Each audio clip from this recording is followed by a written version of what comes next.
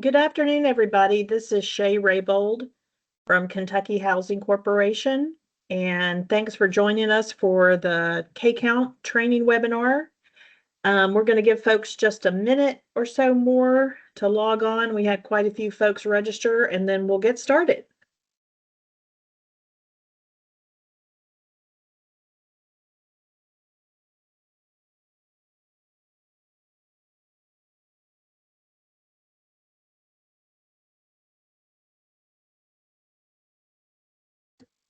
Y'all are on the wrong meeting. Yeah.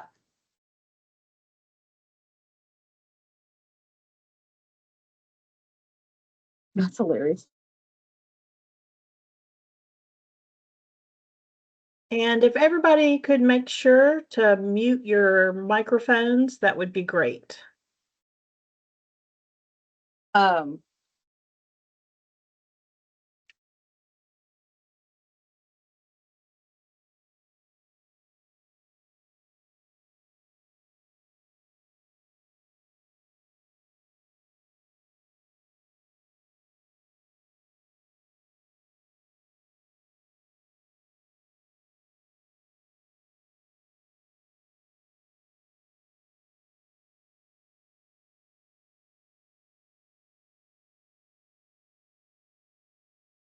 Okay, Margaret Ann, are you able to hear me? Yes, ma'am, I can.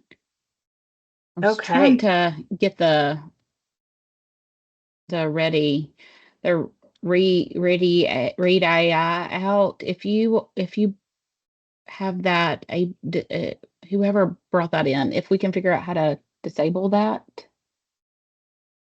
Okay, hang on. I don't know how to. I think I kicked it out, Margaret Ann. Okay, great. Thank you. Okay, everybody, we'll go ahead and get started because I know everyone's time is valuable. So I just want to introduce myself one more time as we've had some more folks join. Again, my name is Shay Raybold. I'm with Kentucky Housing Corporation.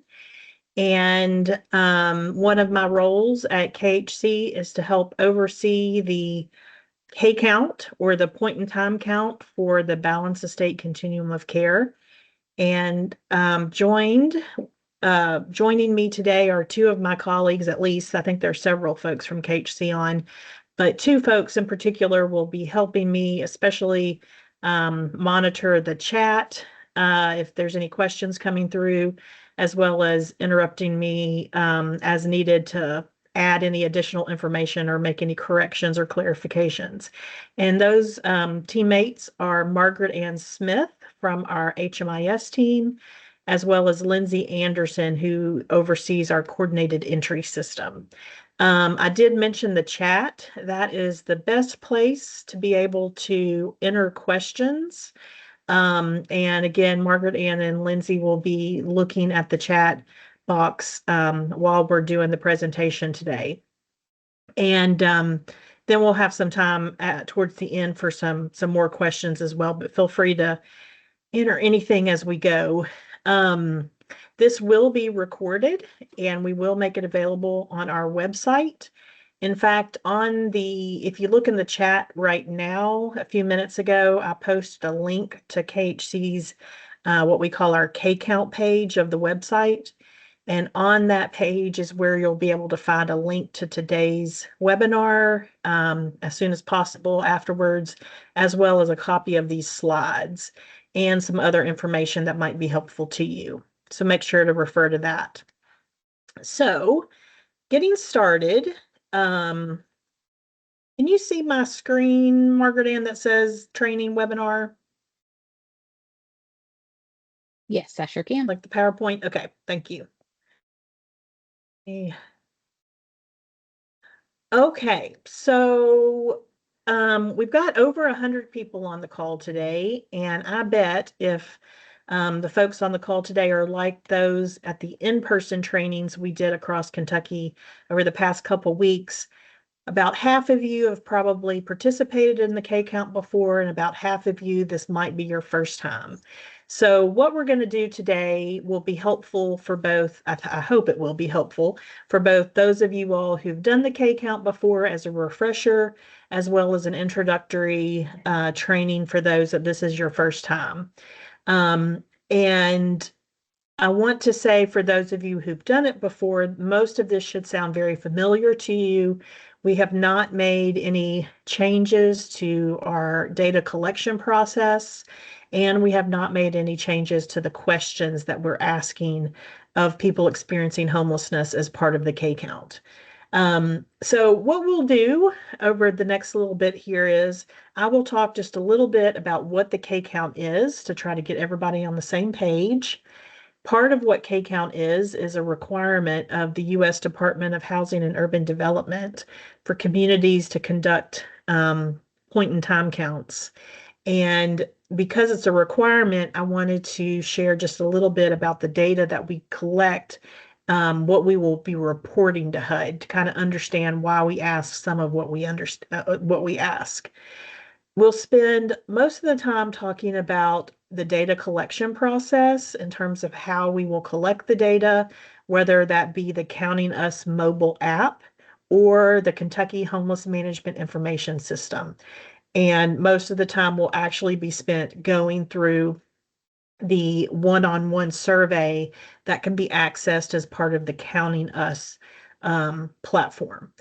And then we'll spend just a little bit of time sharing some tips from the field about how to conduct the survey, particularly the unsheltered survey, if that's going to be what you're participating in.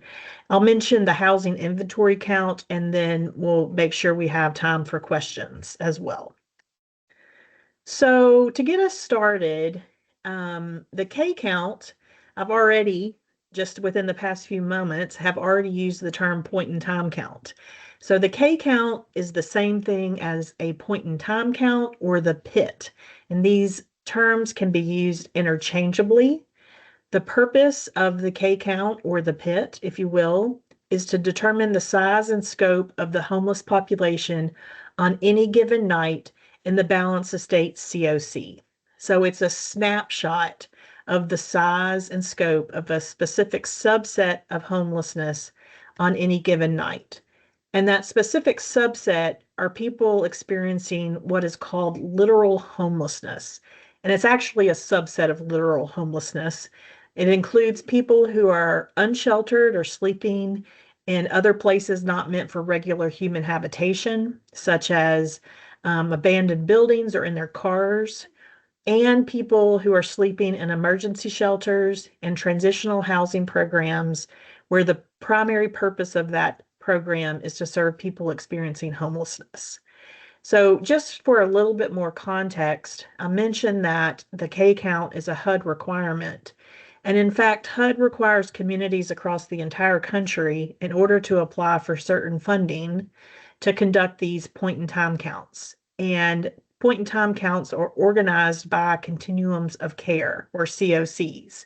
And there's over 400 COCs across the country in every single state. And so while you will be participating in the K Count, just know that you are doing the same thing that other people are doing in communities across the country. And HUD requires that COCs conduct a point in time count over one night during the last 10 days of January every year. So everyone is essentially doing it at almost the same time each year. And then the data is collected and reported to HUD, who then shares it with Congress, and it's presented on a national basis, on a state basis, and then down to the local COC level as well. So we established just on the last slide that to be included in the K Count, you have to either be unsheltered or staying in an emergency shelter or a transitional housing program. The most important factor in addition to that is where are you sleeping on the night of Wednesday, January 29th. So we're not, for purposes of the K Count, interested in where you're sleeping on the 28th or the 30th, but rather on Wednesday, January 29th. And this is important because except for the pandemic, we historically conduct our K count on the last Wednesday of January. So if you're interested in knowing when the 2026 K count is, most likely you can bet it's going to be the last Wednesday of January. But this year, we're talking about Wednesday, January 29th. So again, just to drill down a little bit more about who's included in the K count, I did mention that we are including people who are sheltered, who are staying in year-round emergency shelters. Those are the typical shelters you might think about, but also included are people in seasonal shelters that are only open during the cold winter months. Also, shelters, you may have heard them referred to as white flag shelters. These are ones that are only activated when it gets below a certain temperature. We include them as well. Same thing with hotels and motels that are paid for by nonprofits or charitable organizations or the government, so public funds. So if people are staying in a hotel or motel with the help of public funds, then they are considered in emergency shelter on the night of the K count, and they would be counted. And I'll talk about that a little bit more detail in just a little bit. And then again, people in transitional housing programs where the primary purpose is to serve people experiencing homelessness.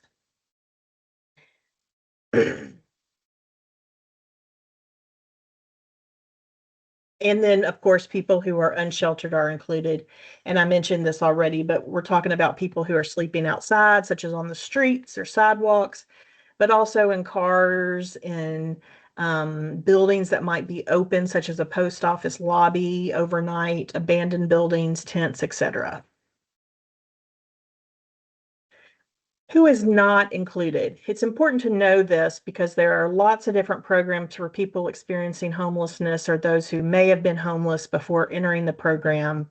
And while they may be included in certain types of information, they're not part of the K count because people in these situations are not literally homeless. They're not still experiencing homelessness on the street or in a shelter. And that includes people who are in our permanent supportive housing programs, such as paid for through the Continuum of Care program or the HUD-VASH program. People staying in projects such as transitional housing projects where the beds and units are not dedicated to people experiencing homelessness. And I have as an example up here, people in Recovery Kentucky programs. If you're familiar with that, those are programs for substance use, treatment, and recovery. So while someone might have been homeless before entering, the purpose of those types of programs is to serve people who are seeking treatment, not because they are homeless. And therefore, homelessness is not an eligibility criteria to get into that project. Therefore, they are not included. People who are staying in housing they own or rent, even if they are having a difficult time affording the rent. If they are staying in hotels or motels that they're paying for on their own, even though they may consider themselves to be homeless because they don't have an apartment or a house of their own, for purposes of the K count, they are not homeless. Same thing with people who are doubled up or couch surfing, they are not included. And then people in institutions such as jails, foster care, hospitals, and detox centers. So what will we report to HUD? And the reason I kind of want to make sure you know this is it explains, in my opinion, why we ask the questions we do on the survey. And nearly all of the questions, not 100%, but nearly all of the questions are asked because they're collecting information that's required to be reported to HUD and then shared with Congress. So the information that we collect will be organized by household type. So when you're interviewing someone, you are going to determine if they are in a household with children, without children, or with only children.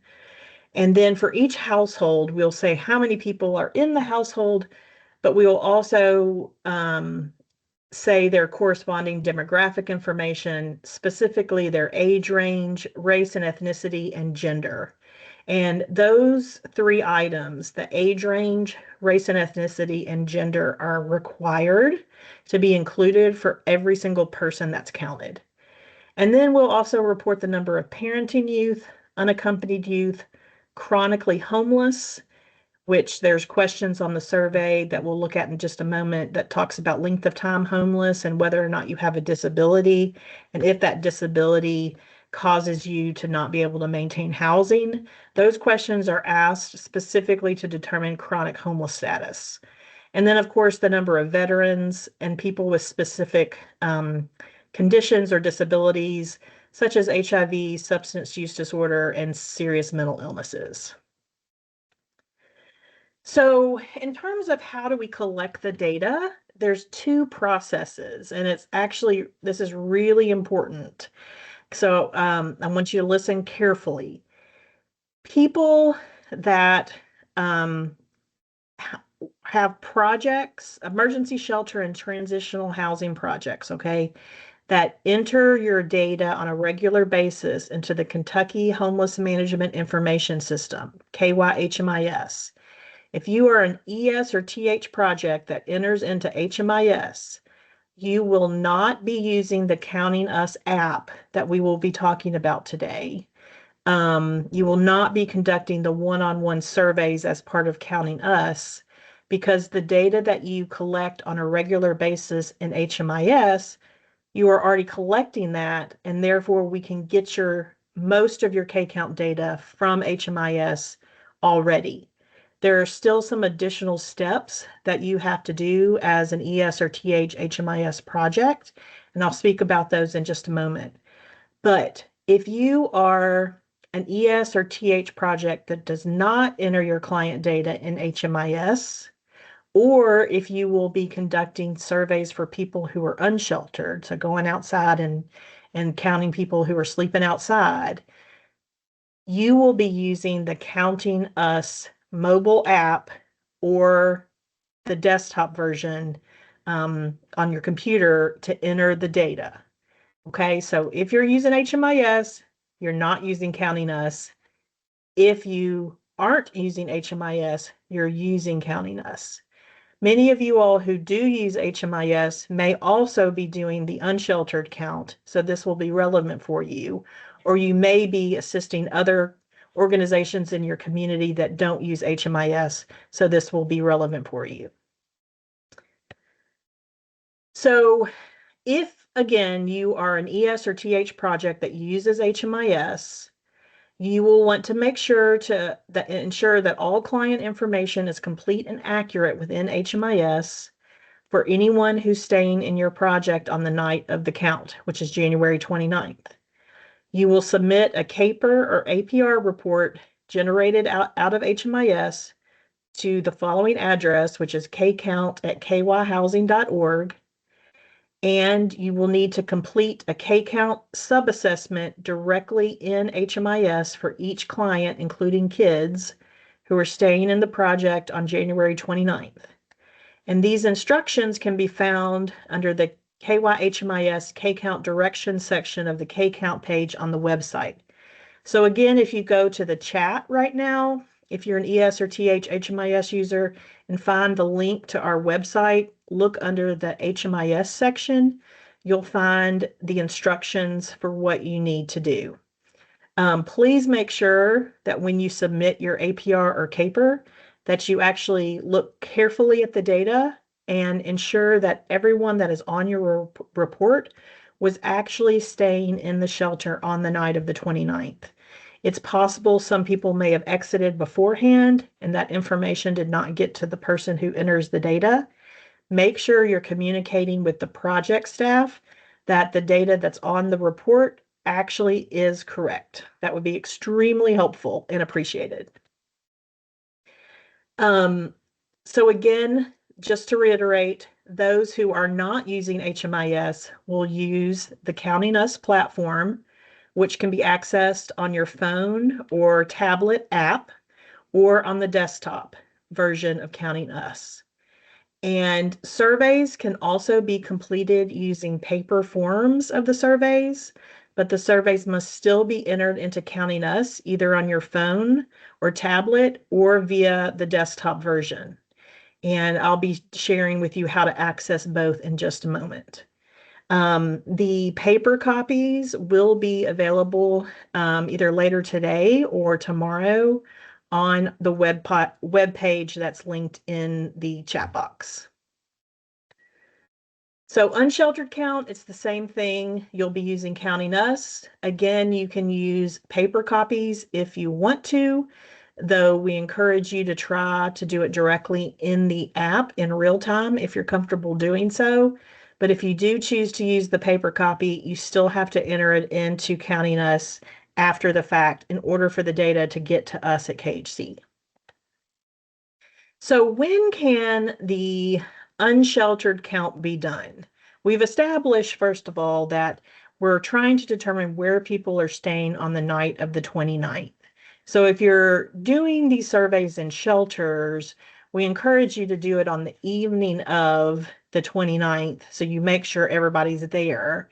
And then if you can't get them all done on the evening of the 29th, you could do them very early in the morning on the 30th, but you want to make sure people haven't left before you've had an opportunity to collect the information. In terms of the unsheltered count, the official K-count date is Wednesday, January 29th. However, we will allow people under certain circumstances to count as far as Friday, January 31st. Only perform the surveys past Wednesday night, early Thursday morning if you can't cover the full area that you want to cover in that January 29th timeframe. The best practice is to do the count sometime between sunset on the 29th and sunrise on the 30th. And that is to try to make sure we are capturing people where they are actually sleeping. If you start the count too early on the 29th, for example, and you were to talk to someone in the park early afternoon and ask them where they're staying that night, and they were to say behind the Walmart in the community. And so you do a survey, we think they're unsheltered, but then that evening it was really cold and they were able to get shelter at a local shelter, and that shelter counted them in the shelter count. We would be double counting them. So if we try to do it all around the same time as late as possible, we can avoid that duplication by accident. And then the observation method, which I'll talk about on the next slide just a little bit, it can only be done late at night until the very early morning of the 30th, because observation, as my next slide I believe talks about, actually, I don't have a slide on that. I apologize. I've modified this just slightly from the in-person ones. But the observation, so let me go back to that for just a moment. The observation method is to be used when someone does not want to participate in responding to the questions or they're asleep. We actually don't want you to wake them up. Or if for some reason you feel that approaching them might be unsafe, then you can use observation. And the reason we don't want you to use observation, number one, HUD discourages it, but we lose the ability to collect a lot of information, such as whether or not someone's a veteran, how long they've been homeless, things that would only be known through conversation with someone.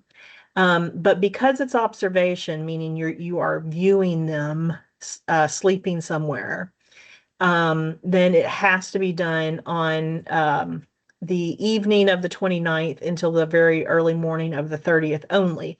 Because if you were to see them on Friday the 31st, for example, you obviously don't know where they slept on Wednesday the 29th. So if you're doing a one-on-one survey, if it's the night of the 29th, you're asking, where are you sleeping tonight? If it's the day or night of Thursday, the 30th, you say, where did you sleep last night? And if it's Friday the 31st, you ask, where did you sleep on Wednesday night of this week, the night before last? So, oh, here's my observation form. I apologize. So just to reiterate, in very limited circumstances, the observation form can be completed, but again, it needs to be done on the evening of the 29th into the early morning of the 30th only. The observation form can be completed in real time directly in Counting Us, or you can use the paper version, but it still has to be entered after the fact into Counting Us in order for it to be submitted to KHC. So before starting the Counting Us survey, you're going to want to read through any instructions, either within the app itself or on the paper versions. If you're using the app, you first have to register and create an account, which we'll walk through shortly. And we encourage you to practice with different versions, households with children, households with only children. Right now and until the 29th, the app itself is in test mode or pre-count mode. And that means that any data that you submit is practice data, and it will not count towards the K count. I won't even look at it. So you can be doing Mickey Mouse, it doesn't matter. We want you to practice with yourself, work with your colleagues or volunteers to do the same thing. Get comfortable with it before you actually start interviewing people. And if you're using the paper version, we encourage you to also familiarize yourself with it because there's some directions on it as well. And then if you're coordinating volunteers, make sure they have time to practice as well, so they have an opportunity to ask any questions. If you're using the paper version of the survey, again, there's one for sheltered, unsheltered, and the observation. I've said this several times, but I'll say it again. You still have to enter the data into Counting Us. You can do it on your phone or your computer. To access the Counting Us from your computer, the web address is counting.us. The questions are generally the same as in the Counting Us version, though not always in the same order. And because of that slight variation in the order of questions, you just want to make sure you're looking carefully between the paper and the online version when you're entering the data to make sure you're transferring the correct data for the correct correct question. So the Counting Us app works just like any other app that I'm sure you have several on your phones. You have to have cell phone service or Wi-Fi, so internet connectivity, in order to download the app. You have to have internet connectivity in order to submit the survey responses and to initially load the surveys onto your phone. But once the app is downloaded on your phone or tablet, it can be used to collect responses even if you're out of cell phone range or don't have Wi-Fi. And that's a really important feature, especially for our Balance Estate that has lots of rural areas without the best cell phone reception. If you do conduct the survey in the offline mode, you will simply save the responses as drafts within the app and then submit them once you're back in range. And we'll talk about that in just a little bit. Okay, so I have two slides here. This first slide is if you've never downloaded or if you've never used Counting Us before, and then I have some instructions for if you have used Counting Us. And these images are also on the K-Count page of the website. There's a little green box on our website that says Counting Us and web-based version, and it says Counting Us Getting Started for 2025. And you click that and you can get these images. But essentially, you can go to if you have an iPhone, you can go to the App Store. If you have an Android, you can go to Google Play, search Counting Us, and you'll see an icon that's blue with the check mark that says Us. That means you're in the right place. And if it's your first time, you've got to register, entering in your email address and a password and some other information, and then submit registration. Once you've done that, then you do login for the first time. It's going to ask you to choose account, And once you hit choose count, you'll get a little pop-up that asks you to enter in a setup key that you will have obtained from your count administrator. And that key, that code, super secret code, is KY 2025. And once you click join count, you should get a pop-up that tells you you're now counting for the 2025 count, and you should be able to proceed. So let's go to the next slide. I'm going to come back to that one.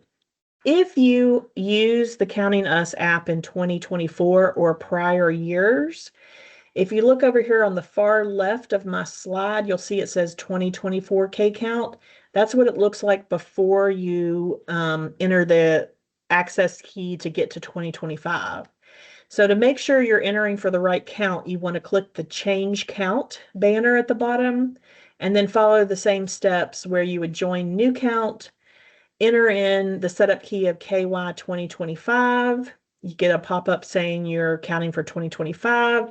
And then I think it cycles you back to the home page and you would click 2025 K count where it used to say 2024. So I'm going to go back a slide. And this is for everybody. Once you've made it past the first page, you should be clicking 2025 K count. You should see that all your survey options here, unsheltered, observation, and sheltered, all have 2025 at the end of their names. If they don't say 2025, if it says 24 or anything prior to that, go back to the beginning, do change count or join count, and follow the steps. And then you'll see here that in yellow at the top, it says pre-count mode. That's what I was talking about. That's what it will look like for you guys until the 29th when we make it go live. So feel free to click around, enter, submit surveys, et cetera, et cetera. That is meant for you to be able to practice. So again, the desktop version is easy to find. It's just counting.us. Everything works the same as it does on the phone or tablet to set up. It's just on a monitor, so it looks a little bit different, but it's essentially the same thing.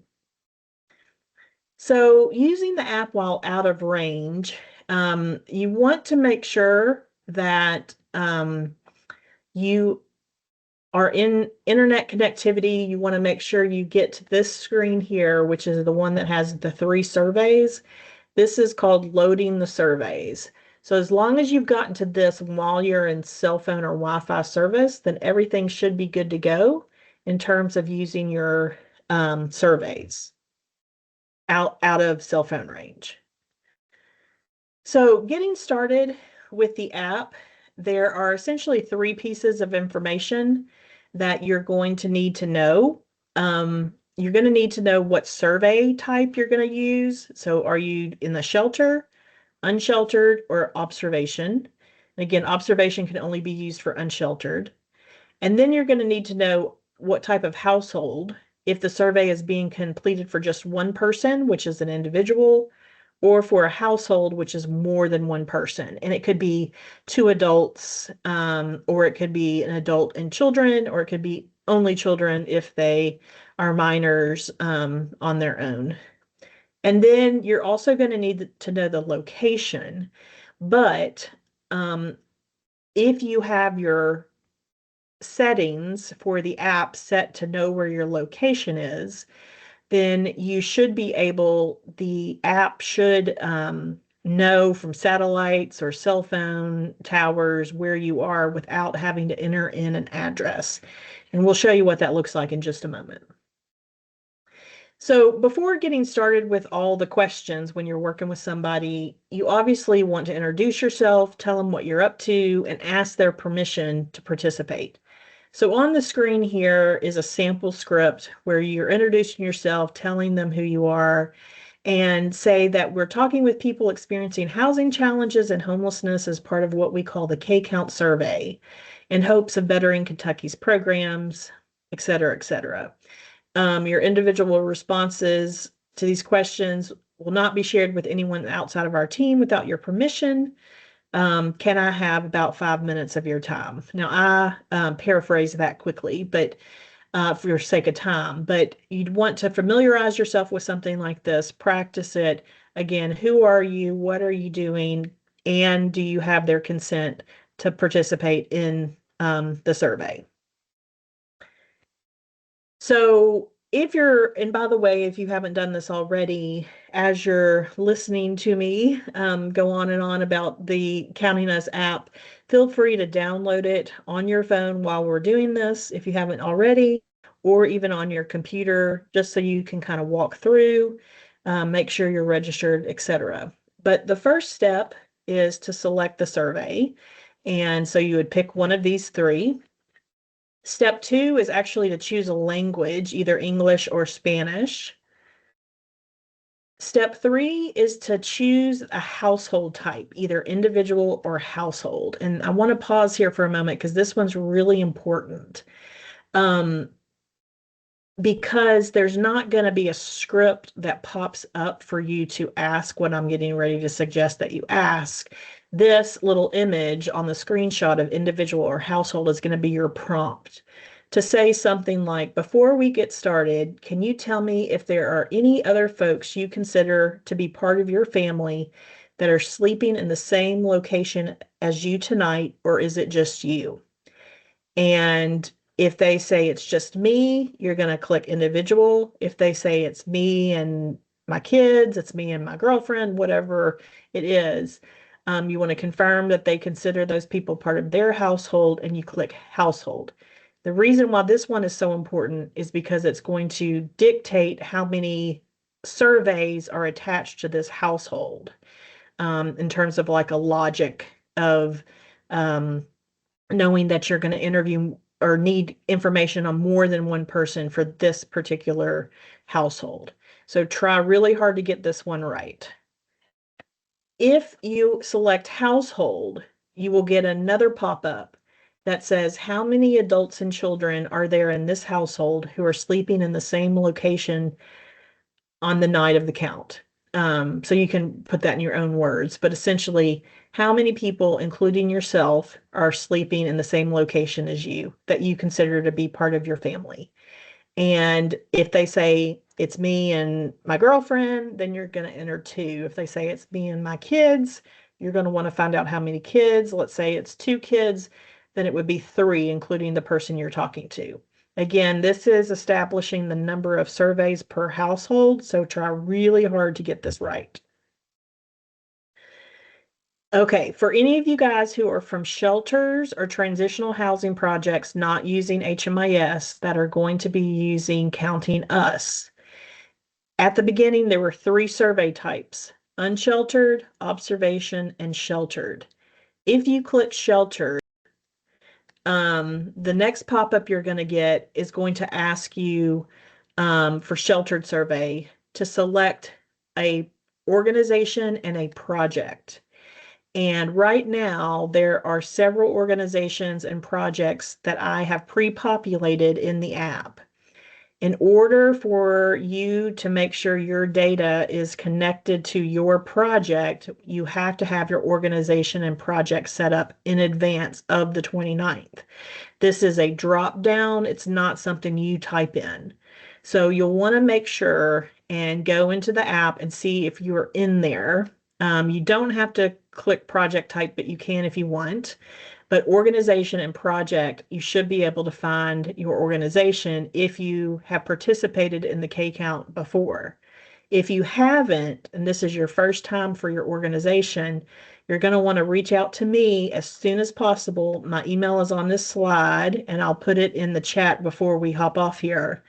We want to make sure we set you up in advance, so when you go to conduct your surveys, you'll be able to select your shelter. So please, please, please do that.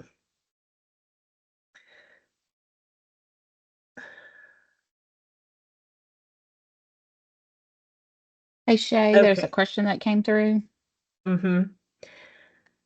Okay, so the question is, so do we have to use this app, or can we do it on paper and then put it in HMIS? Okay, James, would you mind telling me what organization you're with? I want to make sure I'm speaking correctly. Yes, I work with Bethany Haven out of Bardstown, Kentucky. Okay, thank you, James. And y'all are using HMIS as far as I understand. Yes, ma'am. Okay, so you do, for your organization, any of your projects that you use HMIS for, you do not have to use this app.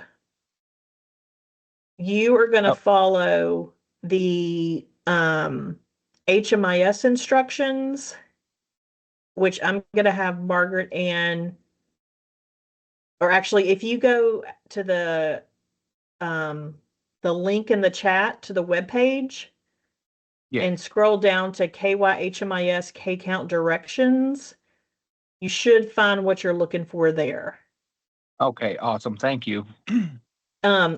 If, and I cannot remember if for you, James, or any others that have a project that doesn't use HMIS, because I feel like maybe y'all used to have a room in the inn that did not use HMIS. Then you would use Counting Us. So Okay. James, it looks like you have some like you have a couple of ES projects in the system. There was a webinar that we did last week that will be posted out on Learn Upon this week regarding ES and TH projects within HMIS and what your role and the steps that you need to do. When that gets posted out there, I encourage you to take a look at that training that will be out there. But because there's a couple of different steps. If you do not, if you do not have a project within HMIS, you might still have to enter into the Counting Us. So outside of these projects, you may want to reach out to Shay or myself and we can kind of talk through. But as far as any outreach that you do, those would need to be put in Counting Us. Correct? Okay. Shay, anything additional? Did I say all that? Yes, that's correct. I was just looking to see what you had in the system. So Yeah, and sorry, we don't mean to confuse anybody. There's just a lot of different scenarios, and some people have some projects in HMIS and some not in HMIS. But essentially, if your project's in HMIS, you will follow the HMIS directions that Margaret Ann was talking about. And if you have any questions about what's on our website there, certainly reach out and let us know. Okay. And then we have another question about Salvation Army still using the app, and that's for Ashland. Margaret Ann, Ashland was recently funded with ESG funding. I don't know if they're set up yet or not. So we might need to work with Cassandra on that offline if we're not able to get them an answer today. I think they got shelter funding. it looks like in the system you only have rapid rehousing in the system. But if you have a shelter project that doesn't enter, we'll need to make sure you're set up in Counting Us.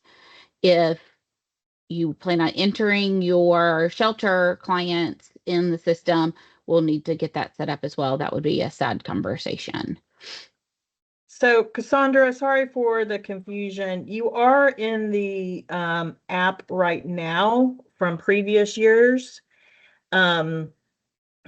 And we just need to touch base with you. We'll do it after this just to make sure we're on the same page.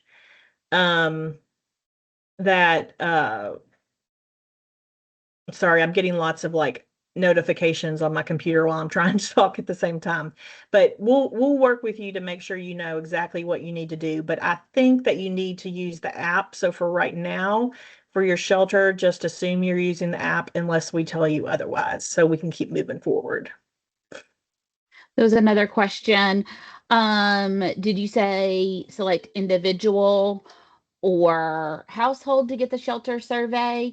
And get the organization name. So individual and household is the type of household that you are that you're entering. So if it's an individual, person, then you would select individual. If it's more than one person in that household, you would select household. I don't remember, sorry, Shay, the exact steps, but I think the project type is either emergency shelter or transitional housing.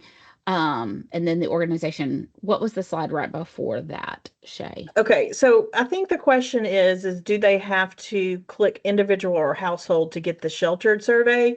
And actually, individual or household is going to be for sheltered and unsheltered. So let's Okay. just walk from the beginning. Step 1 is going to be select unsheltered or sheltered or observation. Everybody is going to see English or Spanish. Everybody, regardless of what you selected, is going to get individual or household. And then you're gonna, if you selected household, you get this pop-up, how many people. If you selected shelter, your next pop-up is this one. Yes. That asks Okay. you for organization and project. If you selected unsheltered, you will not see this pop-up. Okay, so back to address for just a moment. Again, once you get past your shelter, like if you were the sheltered or unsheltered, the next thing is gonna be asking you if the system can use your location or access your location. And you're gonna want to say allow while using app. In fact, you can go ahead and have this setting turn on by going to settings, finding your Counting Us app, and then toggling on the location. And strongly encourage you to do that before you get out there so you don't have to worry about it. Because if you have your location on, you won't even get this pop-up. You will get this pop-up, which wherever you are, it will have a little pin and it should be correct. If for any reason you want to move it, you can. But essentially it will show you where you are, just like if you were using GPS. And then you click next step. If you are somewhere out of internet connectivity, when it gets to the map part, you would get a pop-up that says it's unable to load the map. All you have to do is click device location. You can enter an address if you want to, but by doing device location, it should still know where you are based on satellites. If you do choose to enter an address, you have to do at least the name, city, and state. But again, try to do location turned on or select device location so you don't have to spend time doing the address. Okay, so now getting started with the questions. The first two questions, anything with an asterisk is required. The first one, and this is where I have been saying you talk about your or review your instructions, because this says interviewer only. Do not ask the respondent, and that's talking to you. It says, in what Kentucky county is this survey being conducted? And you would select one of the 118 counties in the balance of state that you are in. The next question is, have you already been interviewed for the K count? And you may have to talk with them just a little bit about what that means, refresh their memory. If they were to say yes or no, or if they were to say yes, excuse me, just to make sure they really did do it. The reason we ask this question is to make sure we're not counting people more than once, of course. If they say no, then the survey will continue and more questions will pop up. If they say yes, that's essentially the end of the survey, and you will submit it as is, and essentially it won't get counted because they will already have been interviewed. So hopefully that doesn't happen very often. But if they say no, you would then get another pop-up of more questions. So if you're conducting the unsheltered question and they say, no, I have not been interviewed for the K count, then you're going to get a pop-up that asks about sleeping location. And this says, where are you sleeping tonight? Interviewer, this means Wednesday, January 29th. And that's a reminder in case you're doing this on Thursday or Friday. And this is where you then get a drop down of several choices and things such as park, street, abandoned building, car, et cetera, et cetera. And if any of those unsheltered responses are selected, then more questions will appear. If they say they're sleeping at a friend's house or their own house, or even in an emergency shelter, something that would not be unsheltered, then the survey ends. Because again, in this scenario, you would be doing the unsheltered survey. For the sheltered survey, you actually don't get this pop-up because we already know where you're sleeping because you're associated with a project from that project screen we talked about a little while ago.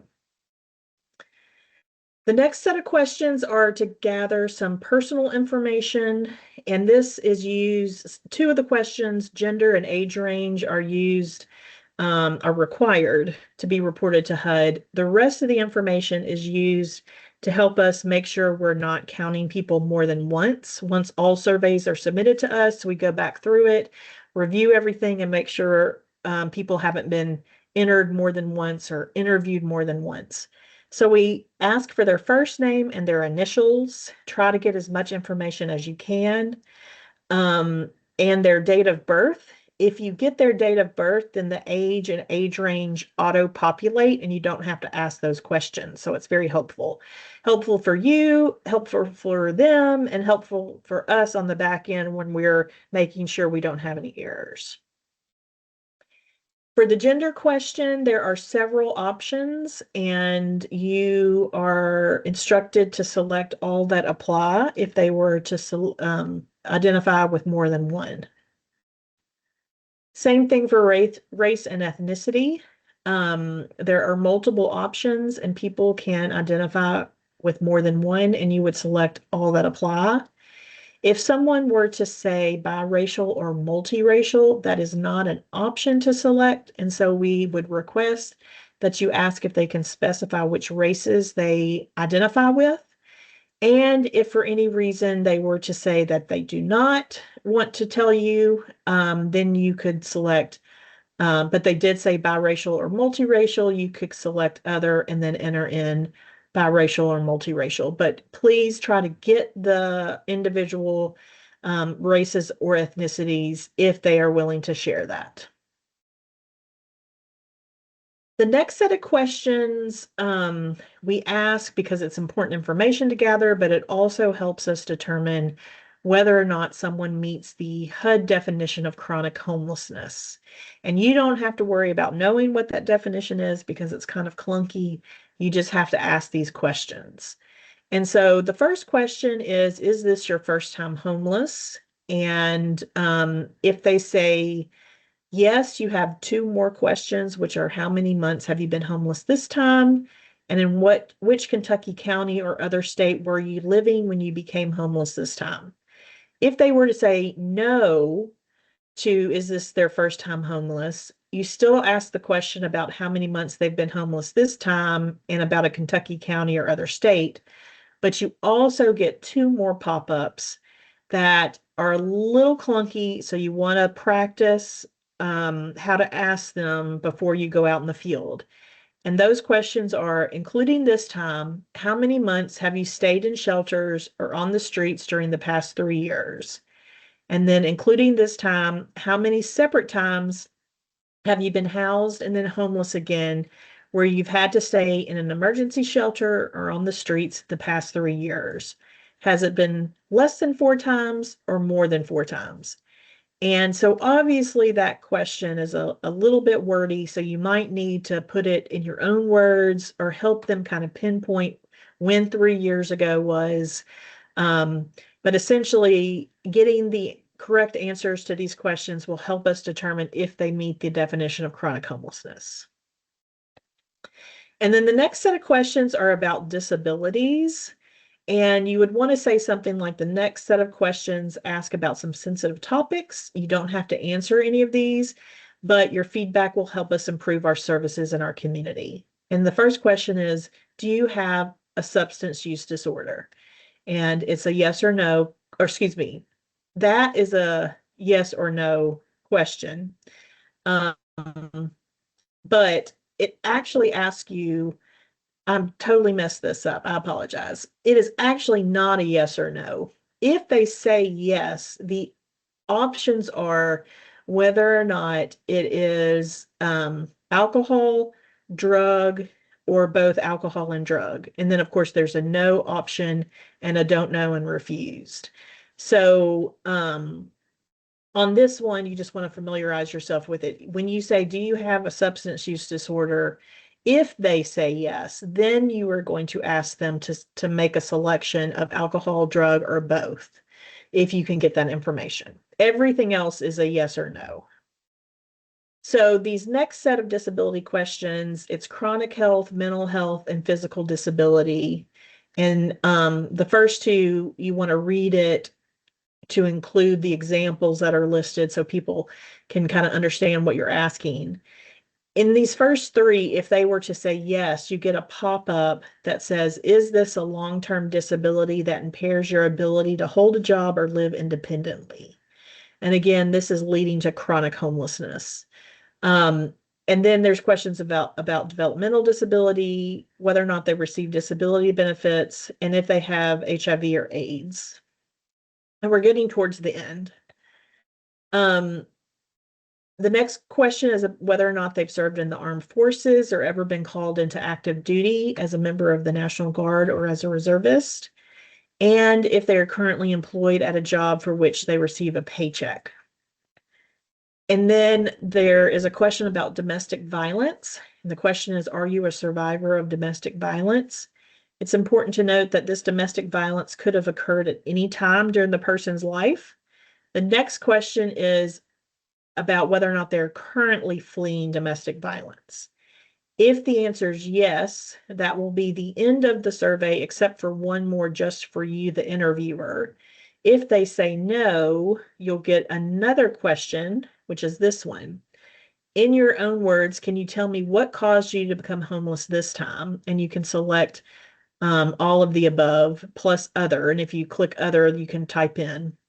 But so you want to listen carefully to what they're sharing with you and then select the answer or answers that best apply. If they say natural disaster, then you will get 3 more pop-ups which ask you what type of natural disaster it was, when it occurred, and it can be an approximate date, doesn't have to be exact, and in what county the natural disaster occurred in. And then the last question is just for you, the interviewer. We are asking you to tell us if you entered the responses in real time while interviewing the respondent, so you did not use a paper copy, or if you entered the responses originally collected from a paper copy of the survey. There's no right or wrong answer here. We are just collecting this information to see how the app is being used. It is also helpful for us to know, if you remember back in the very beginning, there was a question that said, what county is this survey being conducted in? And then we also have a geolocation. And sometimes if those two aren't the same, then it typically means that someone used a paper copy, gave it to someone else, or even themselves, and went to another county where their office was and entered the data. It's going to look like the county information where the survey was conducted was incorrect. But if I go and see that it was entered from paper, that's a clue to me that it probably was just a matter of going from one county with the information to another. And I can reach out to whoever completed the survey and confirm that. Long story short, no right or wrong answer. It's just helpful for us to know. So please complete this information. And so now you've gone through all those questions. You've gotten everything you can. You've definitely gotten the age, race, and gender and ethnicity, because that is what we have to have. Let me make sure I said that right. Age range, gender, race, and ethnicity. At a minimum, you've collected that for the person you're talking to. You've gotten as much of the other information as you can. Now you hit submit, and then you should get this pop-up that says that it's successfully submitted. If you don't, and you get this error message, that means that you're likely out of cell phone range or internet connectivity, and you can click try again. And if it still doesn't work, you can do save draft. And then we'll walk you through how to do save drafts or what to do with your drafts in just a moment. But don't freak out, just save as a draft. It'll be okay. Now remember in the very beginning, you were asked to select an individual or a household, and you asked the person how many people were staying together, including themselves. In this scenario on this screenshot, you'll see it says you're editing a household, you are on member 2 of 2. Well, what that means is I selected household in the beginning and I entered 2 as the number of people in the household. So now I've just submitted the survey for person number 1. Now I'm going to complete the survey for person number 2 of the household. And the first question is relationship to head of household. And the choices are things such as spouse, partner, child, other relative, and I think non-relative. But it's a drop-down choice. And so you essentially go through the survey again with each member of the household. Something that is important to know is that the person you were speaking with the first time, which we call either the respondent or person 1 or self, they can answer the questions on behalf of all the other members of their household. If there are other members of their household present and they want to answer for themselves, that's perfectly fine. But again, they don't have to. One member can answer for all household members. Anything with an asterisk has to be asked or collected, and that includes the county where the survey is being conducted, if the survey's already been taken, gender, age range, race and ethnicity, and if the survey is being entered in real time using the app or from paper. And actually, I've taken that. That last one is no longer required because I didn't want people to get caught up on that, but it is recommended, please. So gather as much personal information, which is the initials, the first name, birth date, specific age, etc., as possible for all the other members. That'll help make sure we aren't double counting. It'll also help you and the person you're talking to make sure you're talking about the same person. But for any additional member of the household other than the respondent or person 1, you can skip the questions regarding homeless history if you want, but you don't have to. If you feel like the conversation's going okay, you can ask them those questions as well. But don't skip those questions for person 1 because person 1 is serving as the head of household, and that is determining the chronic homeless status of the whole household. And then for any adults and unaccompanied youth, collect as much other information as you can, especially relating to disabilities, veteran status, and employment. So, I talked about saving drafts. So if you had to save a draft of a survey, then when you're in your app or even on the computer version, which looks the same, at the bottom of your screen, you'll see a little old-fashioned inbox icon that says drafts. And if you have any drafts saved, you'll have a red circle with a number in it. And in the example on the screen here, I have a red circle with 2, the number 2, and that means I have 2 saved drafts. And in order to submit those, I have to first open it and then submit it. And so to open it, you highlight by clicking on the name of the survey, then you click the open icon. And then it opens the survey as if you're conducting it in real time. So you can actually go through and edit anything if needed or complete it if you left a question blank. And then you scroll down to the bottom and you click submit just like you were real time, and then it'll disappear from your draft inbox.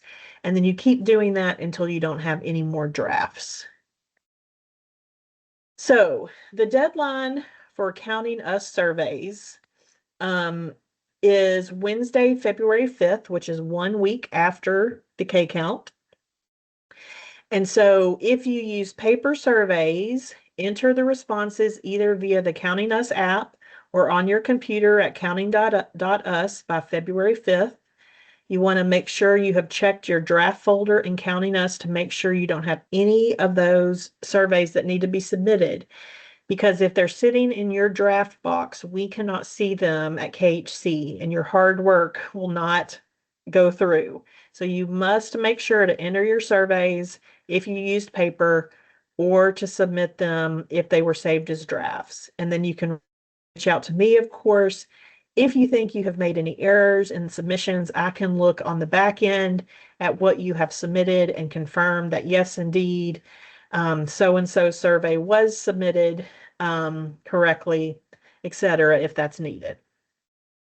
If you are one of those that uses HMIS for ES and TH projects, your deadline is the same, which is February 5th. You will submit your CAPR or APR in PDF format to kcount@kyhousing.org. You will complete your sub-assessment within HMIS for each household member. And I didn't say this earlier, but the sub-assessment is just a handful of questions that you are not asking on a regular basis as part of your regular HMIS data process. And we need you to ask the people that were in the shelter, including children, but you can ask the parent of the children, the information for just a handful of questions on this, what we call K-Count sub-assessment, to make sure we're getting all the information that your counterparts using Counting Us are able to get through the app. And again, these instructions are on the K-Count page of our website, and a link is up in the chat box.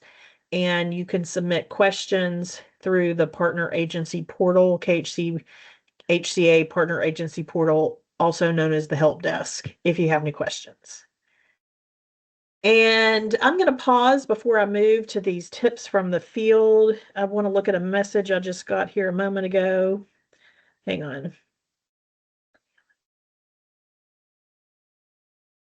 One thing I want to reiterate, because I know it can get confusing, because we've been talking a lot about ES and TH staff, or ES and TH that use HMIS, using HMIS and not Counting Us. If you all work for a shelter or transitional housing project that uses HMIS, but you are going to be conducting the unsheltered count in your community, you will be collecting data through Counting Us. So you definitely want to make sure you know how to use Counting Us. Unsheltered, there is no option to use to collect for unsheltered, no option to use HMIS for that. So just make sure you know what your plan is, and if you need help figuring it out, you can reach out to us. In fact, I'm going to put my email address in the chat as I'm speaking to see if I can do two things at once. I just put it in the chat. If you're unclear about what your instructions are, I'm more than happy to help do that. So just want to pause for a moment. Lindsay or Margaret Ann, I'm not looking at the chat carefully. Looks like you may have answered some questions. Are there ones we need to do out loud? I don't think so. I think we're Rocking all and up to rolling. date. Yeah. Okay. Well, we just have a few more slides for you, and so just bear with me for a few more minutes. I'm going to share just a few things in terms of tips from the field that folks have learned along the way that we want to share with you guys. And much of this might be things you know already, but we do want you, we've got a little more than a week left, a week and a day, but certainly be working with your local partners to identify known locations before the count. That will help you know where you need to go. And if you know people experiencing homelessness or formerly homeless, it is a really good idea to engage them to help. And they can help in whatever way they're most comfortable with. One way could be helping you identify areas where people might be staying outside. And this includes engaging youth who might have previously experienced or are currently experiencing homelessness. People with lived experience are obviously the best informed in terms of where people might be congregating. And if they want to, they can even help you conduct the count if that's appropriate and they are comfortable doing so. Of course, recruit volunteers if needed, and there's lots of ways for volunteers to help. They can help gather and assemble care packages. They could also help actually go out and conduct the count. And they could, if they're not comfortable speaking with people directly, maybe they're comfortable um, driving the car or the van or just being on standby.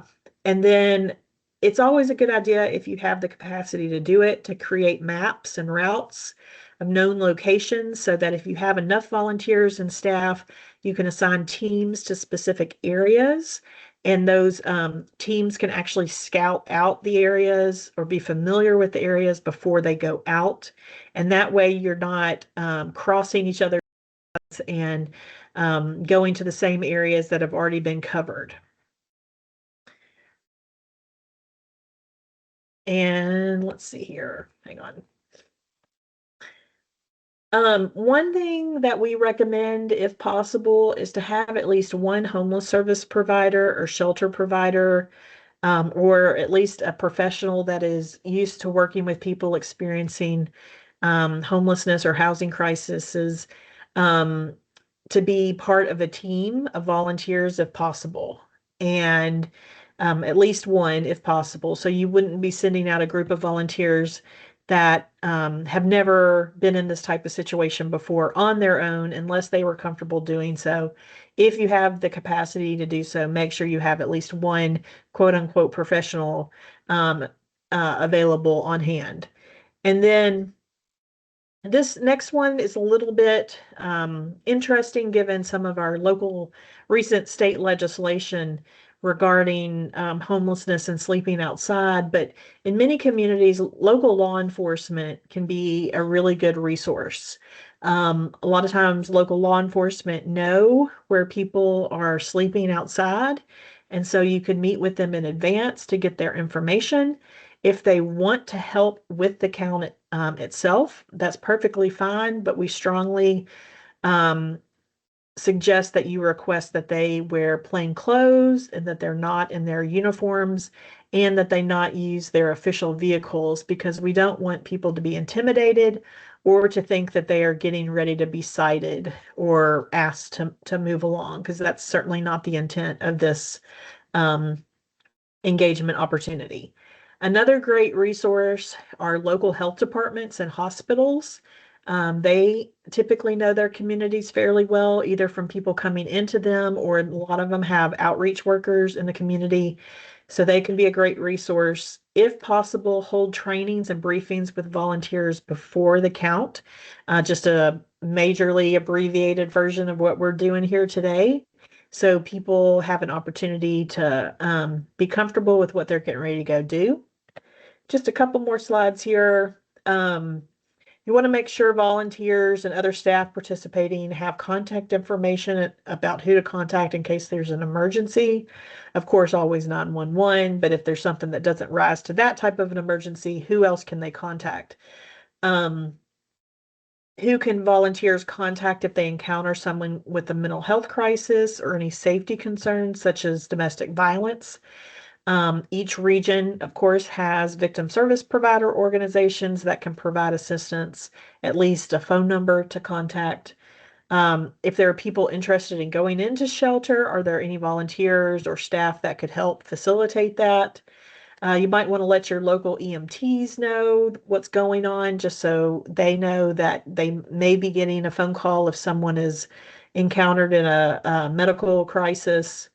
And then if you have the ability to have county coordinators, consider giving out contact information as a point of contact throughout the evening in case any issues do arise.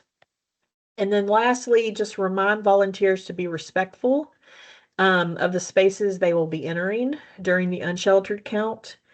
Make sure everyone understands what the mission and purpose is. And of course, this goes without saying, treat all individuals with respect and dignity, provide care packages, including to people who aren't interested in participating in the survey. Don't withhold care packages. Go ahead and give those to them as well. And then treat this as a conversation. I don't think I said that already, but I should have. Of course, we want to ask the questions as they are worded, but you are welcome to restate them in your own words as needed. Let people tell their stories about their experience. So just again, treat it as a conversation, and it's okay to reword the questions if needed. Oh yeah, just one more thing. I keep saying that. I mentioned the housing inventory count earlier, or the HIC. The housing inventory count is the companion piece to the K count. It's also required of HUD or by HUD. And the HIC is required for all ESTH, rapid rehousing, and PSH projects that we have. So while rapid rehousing and PSH projects aren't part of the K count, they do have to participate in the HIC. And what the HIC is collecting information on the project itself, such as how many beds you have, what populations you serve, et cetera, et cetera. The forms will be on our K count page very soon. Not yet, but very soon. We do have a webinar scheduled for next Monday. That link is on the K count page as well as in last week's eGram. It'll be in tomorrow's eGram as well. And HIC forms will be due on February 14th. And then finally, how do you ask questions? Well, in addition to submitting any questions to the chat feature of this webinar, you can contact the HCA Partner Agency portal, used to be called the help desk. You can contact me, or you can go to the K count page. The URL is long here, but again, you can find the link in the chat box, or you can just Google K count. You should be able to find it pretty quickly. And we welcome any questions that you have. So you can unmute yourself to ask a question, or you can type it in the chat. And I'll ask any of my KHC colleagues if I have forgotten anything.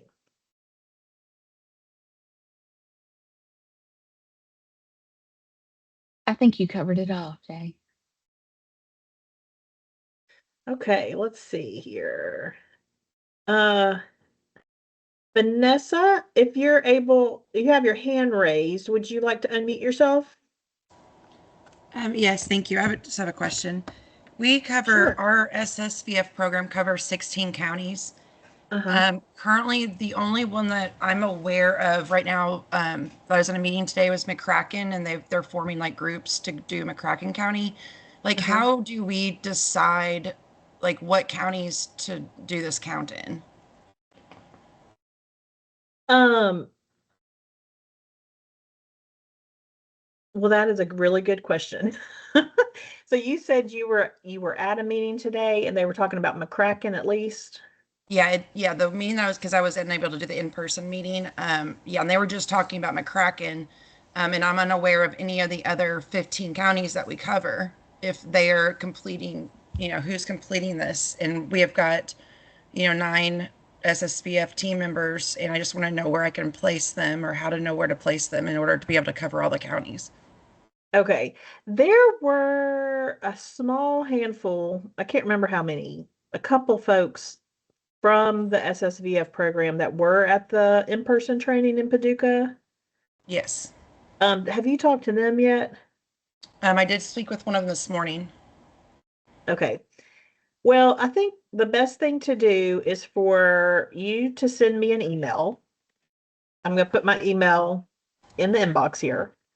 Okay. And again, did either of those people that you talked to say they were planning on doing something outside of McCracken? Well, I'm the program director for the counties. But they're wanting you to tell them? Well, basically, I just told the captains at McCracken that if they have the number of volunteers that they need to cover both of the times that they have, then I was just going to place, the coworkers or whatnot into different counties so that we can cover all of them. Yeah, I think that's the best thing to do in terms of like if McCracken's covered already, then you guys could use your time and resources in the other areas. But if you want to reach out to me and tell me just in an email, which counties y'all cover over there. I can help connect you if I'm aware of anybody else in those counties, because we typically do have some trouble over in the Western Kentucky area. Okay, that'd be great. Thank you. But yeah, just Shay, shoot me an email. I just wanted to add also, like just a suggestion. Logistically, like if it's just impossible to cover all the counties on that one particular night, like you do have, like Shay mentioned earlier, you do have a couple days to get the data entered. So you could always go out the next day. And if you find people, again, ask where they were the night before. So if you just, yeah, if you can't get all the counties covered in one night, you do have a couple more days.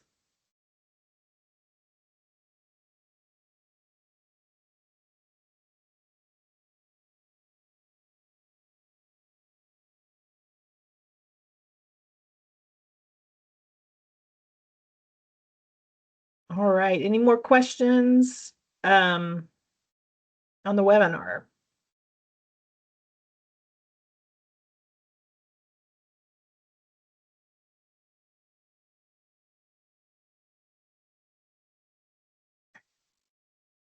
Okay. So there's a question about how to get the 2025 app. And I am going to go back to a slide. I'm going to try to go back to a slide. Ellie, who asked the question, tell me if this makes sense to you after I do this real quick here. Okay, so if he has the app, he's probably seeing 2024 K count. And underneath, there's a place where it says change count. And he needs to click change count, then join new count. And he needs to type in KY 2025. I just put that in the chat. And click join new count, which should then change his count to 2025. Okay. And if you have any other issues, Ellie, just reach out and we'll help you. And this little slide that I have here is on our webpage in the green box, the K count page, green box that says counting us, it says getting started. If you click on it, page 2 of the document will have these images.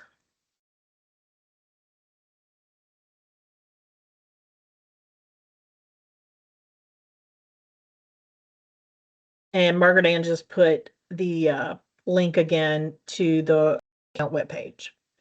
Okay, well, I'm sure folks have lots of questions. The webinar format is not the easiest to be able to ask questions. So please don't hesitate to reach out. We want to thank you very much for everything you're doing, of course. And thank both those that have done it before and those that this is your first time. Go to the K count page for resources, including these slides, and a copy of the webinar will be up probably by tomorrow.